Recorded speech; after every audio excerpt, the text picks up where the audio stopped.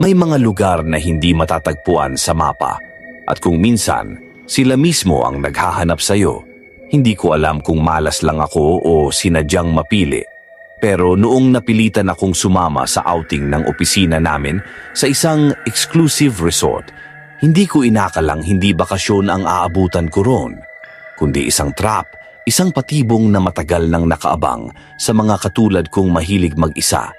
At kung sa tingin na isa lang itong kwento ng summer gone wrong, hintayin na yung marinig ang huling iyak ng dagat sa gabi. Ako si Dario, 27, graphic artist sa isang ad agency sa Makati. Loner, tahimik, minsang tinatawag na weird ng mga office mates ko. Hindi ako madaldal, mas gusto ko pang tumambay sa storage room ng opisina kesa makipagkwentuhan sa pantry. Kaya nang imbitahan kami ni HR para sa company summer outing, plano ko talagang hindi sumama. Pero ang sabi ni Erica, HR namin, libre na Dars, beach to, hindi ka papawisan, promise. At least magka-vitamin C ka man lang bago deadline season ulit. Dahil doon, nadala ako.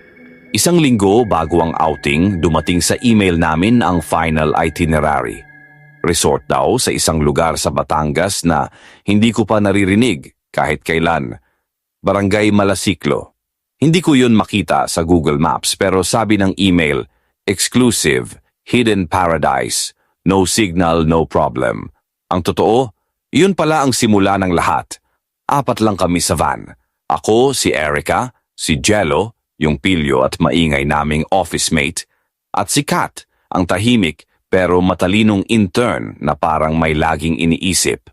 Hindi na sumama yung ibang teammates kasi biglaan daw at hindi pa raw nagpapahinga mula sa last project. Habang papalayo kami sa kabihasnan, napansin ko ang pagbabago sa paligid. Mula sa mga kalsadang sementado, naging lupa tapos damo. Ang mga bahay, unti-unting naglaho. Walang signal, walang poste ng kuryente.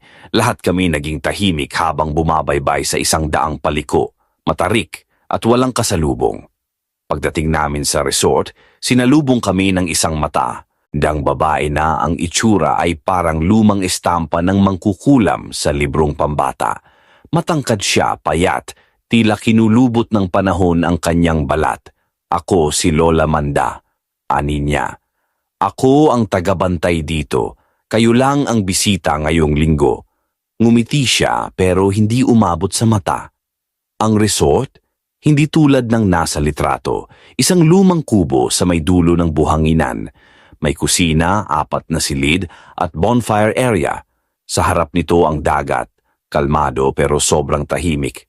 Sa likod, isang makapal na gubat na mistulang hindi pa naapakan ng tao. Gabi na nang magsimula kaming mag-relax. May bonfire, may lutong pagkain, inihaw na isda, ginataang gulay at isang kakaibang karne na malambot at medyo matamis. Lola, anong tawag dito? Tanong ni Gelo habang sinusubo ang ulam. Ngumiti si Lola. Lihim ng isla, sabay tawa ng payapa. Tumawa rin kami, pero iba ang dating sa akin. Parang may ibang ibig sabihin. Kinagabihan, habang ang lahat ay natutulog, ako lang ang gising. Mainit sa loob ng kwarto ko kahit walang araw. Tila may humahaplos sa batok ko.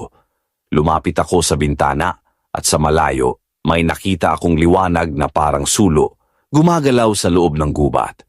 Pinagmasdan ko ito, ngunit maya-maya lang nawala. Tapos, biglang umihip ang malamig na hangin. Dario, may mahinang bulong mula sa likod ng puno. Kinabukasan, wala si Kat sa breakfast table. Tinungo namin ang kanyang silid. Nakatihaya siya, bukas ang mata pero wala sa sarili. Nang nilapitan namin siya, bigla siyang sumuka. Itim, malapot, amoy burak. Napaatras kami. Anong nangyari? Tarantang tanong ni Erica. Dumating si Lola Manda. Dala ang maliit na bote na may halamang nakababad. Pinainom kay Kat. Maya-maya lang, tila nahimbing ulit siya.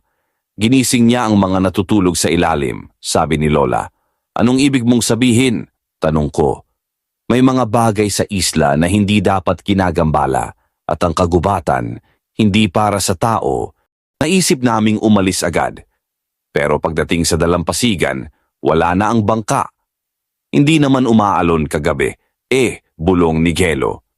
Saan na to dinala? Wala ring signal. Wala ring sasakyang bumalik para sunduin kami.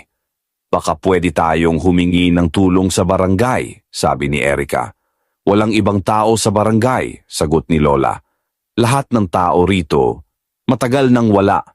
Gabi, mahimbing natulog ang lahat. Maliban sa akin, muling lumitaw ang liwanag mula sa gubat. Sulo. May mga aninong sumasayaw sa dilim. Hindi ko alam kung anong pumasok sa isip ko, pero sinundan ko sila. Humantong ako sa isang clearing. May malalim na hukay sa gitna. Putikan. At sa ilalim, mga katawan. Nakahiga. Hindi gumagalaw. Pero lahat gising. Lahat nakadilat. Walang puti ang mata. Parang nilamon ng lupa. Isa roon si Kat. Anong ginagawa niyo rito? Sigaw ko. Biglang may humawak sa balikat ko. Si Lola Manda. Sila ang mga dating bisita. Na pumilit umalis. Hindi pwedeng umalis hanggat hindi kumpleto ang alay. 4 kami, bulong ko. Si Kat, si Gelo, si Erica. Ikaw na lang ang kulang. Gusto mo bang malaman kung anong nangyari sa huli? Gusto mo bang malaman kung nakatakas ako? O naging parte ng isla? Makinig ka. Dahil ang kasunod ay para sa'yo. Tumakbo ako. Tinakbo ko ang buong isla. Hanggang sa marating ko ang isang lumang bangka na nakatali sa puno. May dugo sa gilid, ngunit wala akong oras para magtanong. Sumakay ako. Naglayag kahit walang sagwan. Parang may humihila sa akin palabas. Nagising ako sa ospital.